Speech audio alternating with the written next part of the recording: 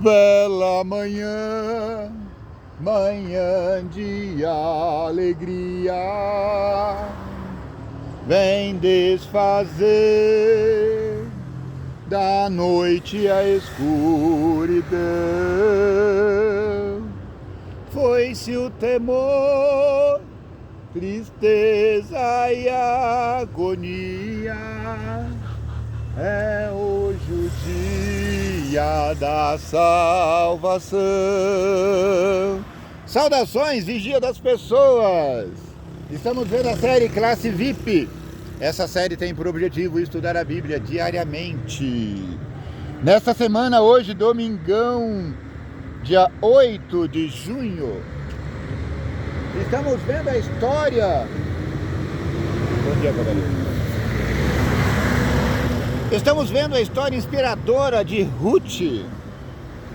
Também vamos estudar ainda essa semana Esther. Leia o livro de Ruth e volta aqui, meu amigo. Fome na casa do pão. Olha o título da lição de domingo. Fome na casa do pão. Olha o pão, olha o pão. Que coisa boa. Os críticos da fé cristã frequentemente apontam para a realidade difícil de viver nesse mundo como evidência de que Deus não existe, Ele não tem poder para intervir quando as coisas ruins acontecem, ou Ele não se importa com o nosso sofrimento. 3 acusações contra Deus. Muitas histórias da Bíblia, no entanto, apresentam evidências de que nenhuma dessas suposições está correta. Deus permite que a raça humana colha as consequências da sua rebelião, mas sem violar nosso livre-arbítrio. Ele está sempre presente, trabalhando na história, guiando-nos em direção à solução final dos problemas do pecado e do sofrimento. A história de Ruth é um exemplo dessa grande verdade. Você leu a Bíblia, voltou aqui, leu o livro de Ruth. Vamos fazer um resuminho bem rapidinho. A história de Ruth é assim. Tem um casal, Noemi e Boaz. Boaz?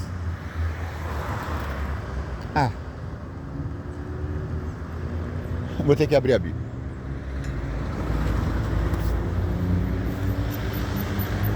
Eu já li o livro de Ruth 1000 vezes, mas se a gente não abre a Bíblia, né? Bíblia Sagrada, povo, meus inscritos, Bíblia Sagrada.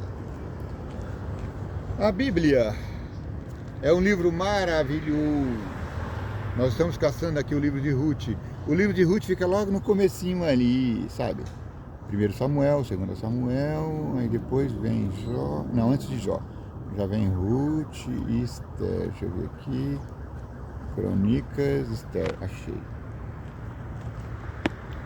Esther. Mas tô caçando Ruth. Neemias.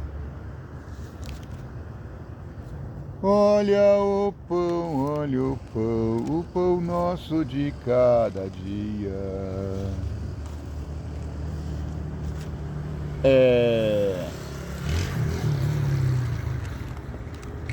Acontece que estava havendo uma fome terrível nas terras de Moabe, de Jerusalém. E aí, um casalzinho muito esperto decide ir embora para as terras de Moabe. E chega lá, ele casa. Gente, eu não tô achando Ruth. Ai, eu vou dar uma pausa aqui para não te...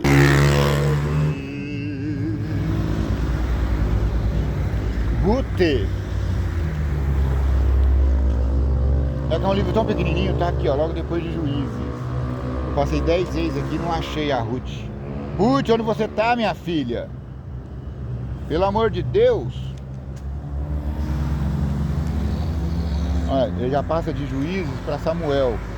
E Ruth tá aqui no meio, é uma página só, duas. Por isso que eu passei 1000 vezes aqui e não achei.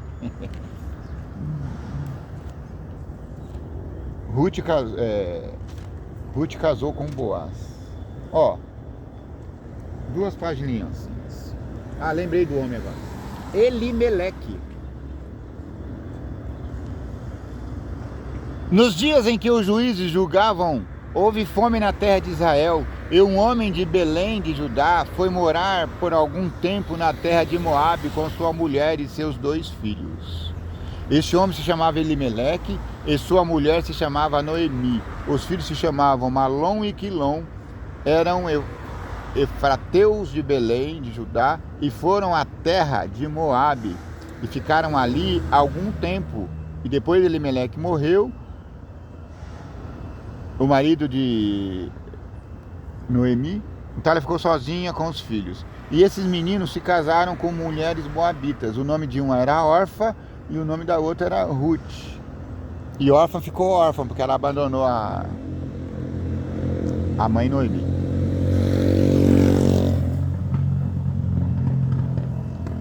Eles ficaram ali por quase 10 anos, depois morreram também Malom e Quilom e os 2 filhos de Noemi. E assim ela ficou sozinha, sem os 2 filhos, sem marido, sem ninguém. Imagina, pobre Noemi, sozinha com suas noras. Aí ela fala, vou voltar para minha terra. Pega as 2 meninas e sai caminhando. Saudações, meu irmãozinho. Com Deus. Sai caminhando pelo deserto e anda bastante, se cansa. E ela fala, minhas filhas, bom dia, meu jovem, como está você? Fala bom dia aqui para os meus amigos no YouTube. Eu vou até tirar aqui só porque você foi distinto e se apresentou. Eu esqueci seu nome. Rapaziada aí, salve. Esqueci seu nome. Você já falou uma vez comigo aqui? Não, acho que não. Ah, é a primeira vez, então prazer, Cícero. Fica aqui no sol para aparecer o sol. Ó, entra, manda os caras compartilhar aí. Compartilha a live dele aí. Tamo O junto. canal Vigia das Pessoas. E entra você lá. É nóis. E tamo junto, tá bom? Falou. Você tem quantos anos? Tem 22. Moleque de tudo! Deus te abençoe. Amém. Vigia das Pessoas, não esquece. É nóis. E aí, eu tirei você aqui do pedestal aqui, vou te colocar de volta. Eu achei que esse jovem já tinha falado comigo, mas foi a primeira vez, por isso eu fiz questão de mostrá-lo aqui. Viu como ele é bonitão, não é? Voltando na história. Aí o casal foi para as terras de Moabe, porque estava passando fome em Jerusalém. Chegou lá, o pai morreu. Depois morreram os 2 filhos que já tinham casado. A mãe ficou sozinha com as 2 noras. Mulher naquela época sofria muito. Mulher não tinha liberdade para nada. Mulher tinha que ter homem. E essas 3 não tinham. Então elas falaram, vamos procurar para nossa terra natal e lá a gente se vira. Lá a gente acha um jeito de casar. Acha algum parente, não sei. No meio do caminho, uma das irmãs, uma das filhas, das noras, Orfa, fala assim, ah não aguento essa viagem não, vou embora. E aí beijou a sogra e voltou para casa. E a mãe falou para Noemi, volta também. Ela falou, não, eu vou com a senhora. O seu Deus é o meu Deus. Onde você ficar, eu ficarei também.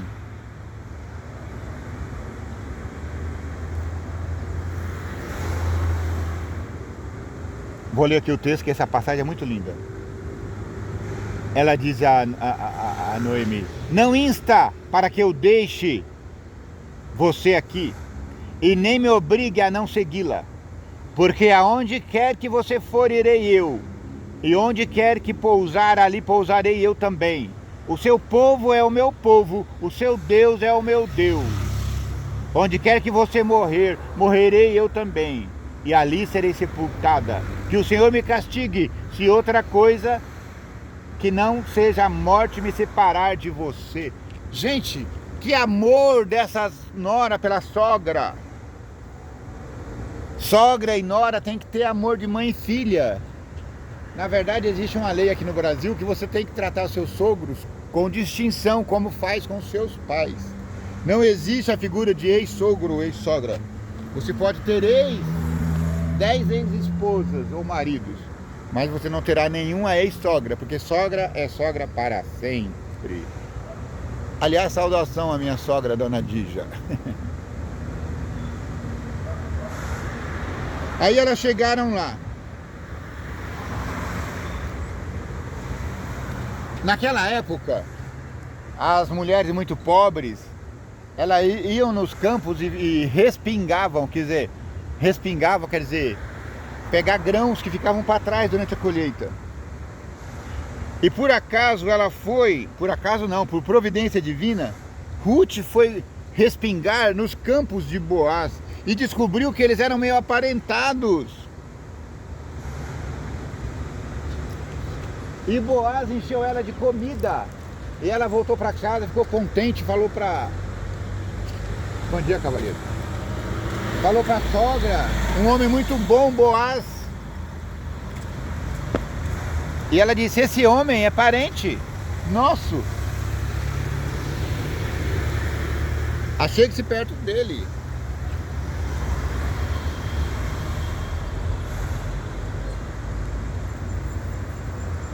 E aí, ela voltou no outro dia lá e conheceu esse Boaz. Descobriu tudo sobre ele. E Boaz se interessou pela moça. Mas naquela época tinha uma tradição que o parente mais chegado podia casar. Tinha a obrigação de casar com a parenta que ficasse viúva.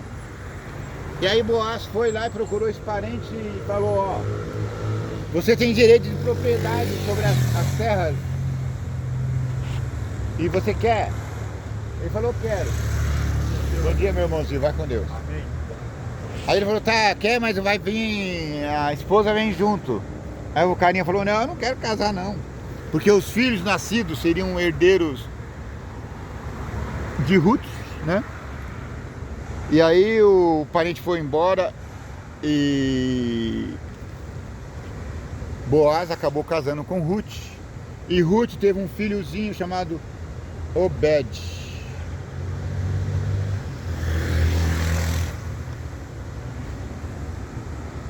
Então Noemi ficou muito contente, porque agora ela teve um filhinho chamado Obed. E esse Obed, ele foi o avô, tataravô de Davi. Viu que interessante? Bom dia, meus cavaleiros. Vamos com Deus. Ó, eu tô curtindo os vídeos lá, hein? Obrigado. Veja bem. Veja a distinção que Ruth ganhou. Ela virou avó de Davi. Ela entrou para a genealogia de Jesus Cristo. Gente, a história de Ruth não é pequena não, é grande, é grande, é grande, é grande.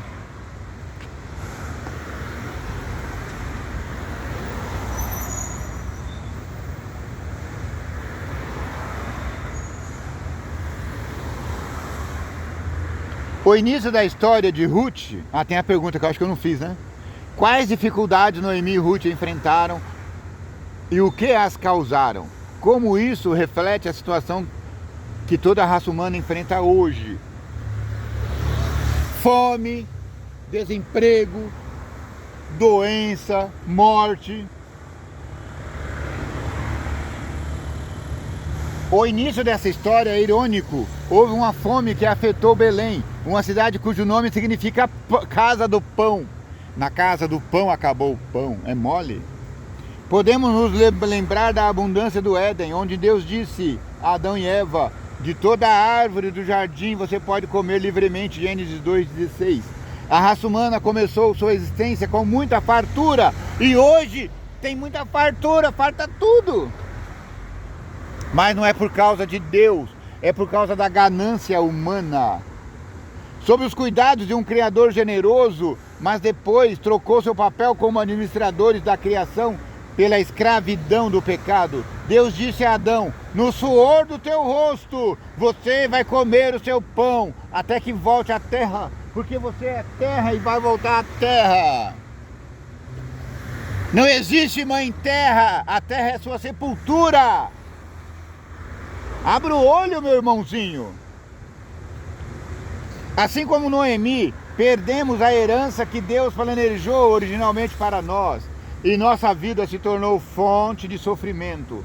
Recebemos o Éden como um presente, mas não incondicionalmente. Os seres humanos tinham liberdade para se rebelar, mas se isso ocorresse, eles teriam que assumir a responsabilidade de buscar seu próprio bem-estar. Fomos criados para dominar o mundo, não caídos sob a bênção de Deus. Gênesis 1, 28. Mas agora nós nos deparamos com a tarefa de dominar o mundo caído. É guerra de peixe grande. Seres humanos egoístas, competindo por recursos escassos, levam a sofrimento e tristeza. Mentira! Oh, desculpa, meu autor chambonstra. Não existe recurso escasso. A terra é sobejada. Se hoje existem 7 bilhões de humanos, ela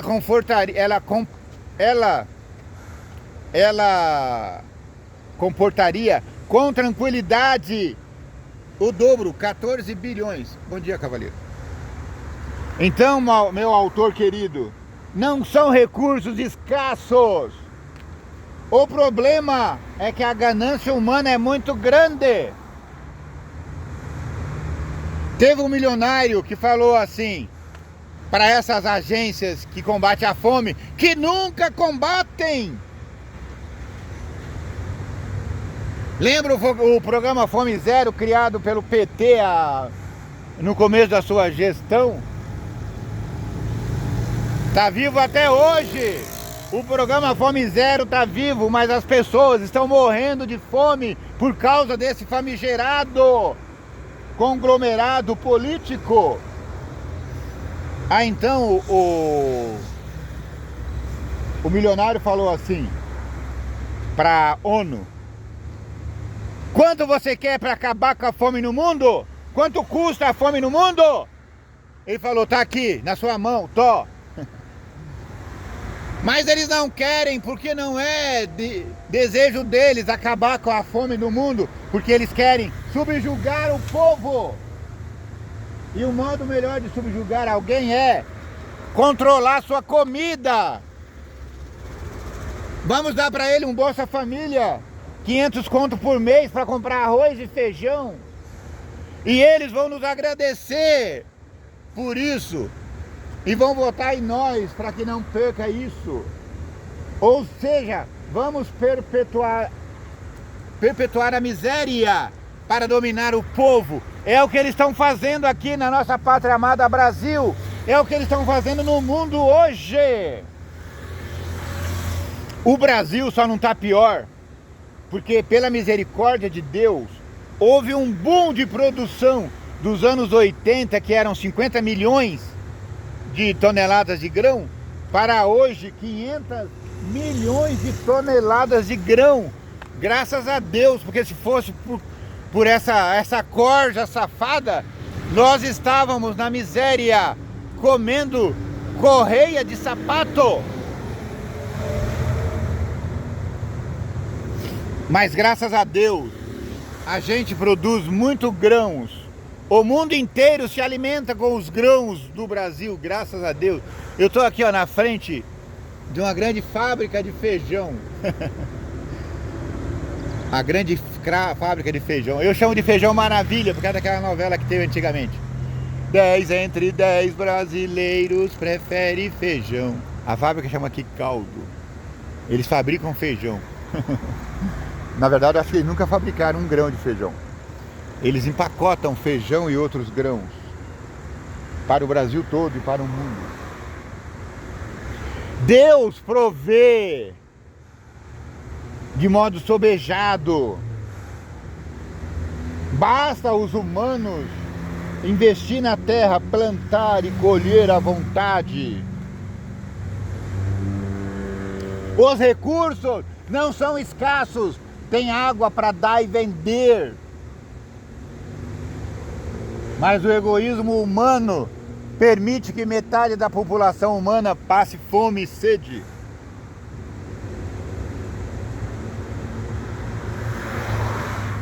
Assim como Noemi, perdemos a herança que Deus planejou originalmente para nós, e nossa vida se tornou fonte de sofrimento.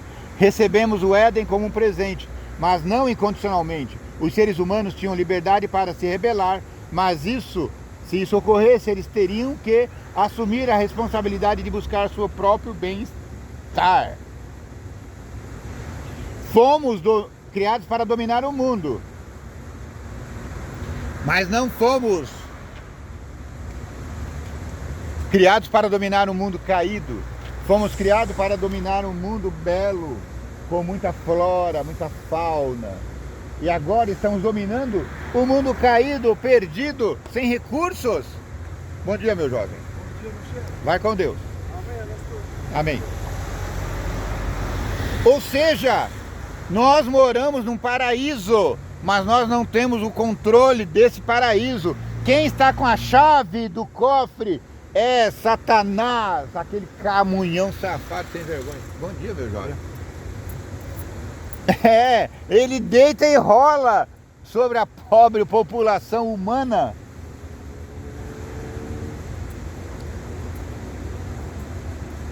E a história de Ruth nos mostra que Deus intervém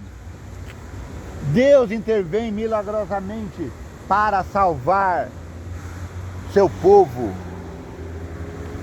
Aí levou a Ruth lá e ela se casou com Boaz, e eles foram antecessores de Davi.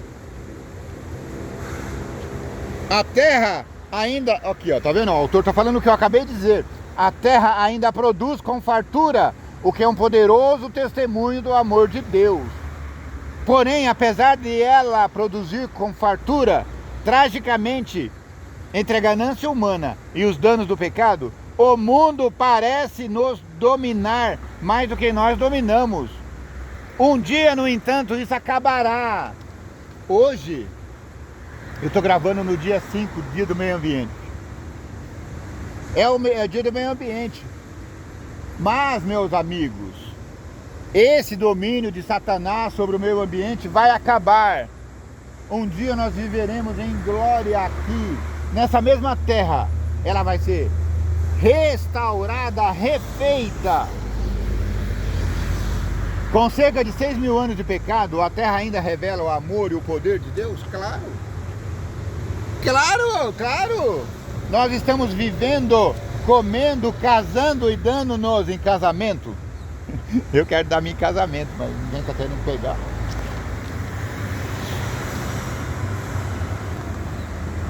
Graças à misericórdia de Deus, claro.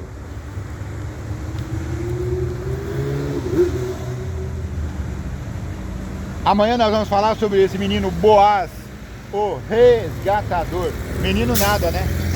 O marido de Ruth. O menino é Obed, o filho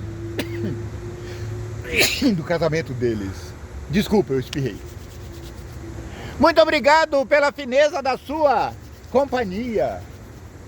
Se inscreva no canal se ainda você não fez isso. Dê o seu gostei ou não gostei. Ó, gostei ou não gostei. Porque pro YouTube, meu amigo, tanto faz se você gostou ou não gostou.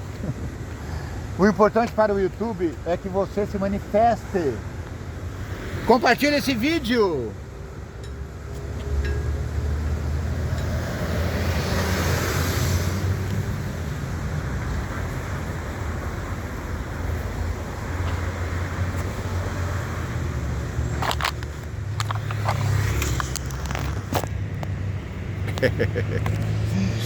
Compartilha, vai. Você gostou desse maravilhoso nascer do sol? Eu também. Amanhã nós vamos continuar essa história. Vamos falar sobre Boaz, o resgatador de Noemi. Tá bom? Que o vigia das pessoas te abençoe e te guarde. Que o vigia das pessoas tenha misericórdia de ti. Que o vigia das pessoas faça resplandecer o teu rosto sobre ti. Que o vigia das pessoas te dê paz, paz, paz.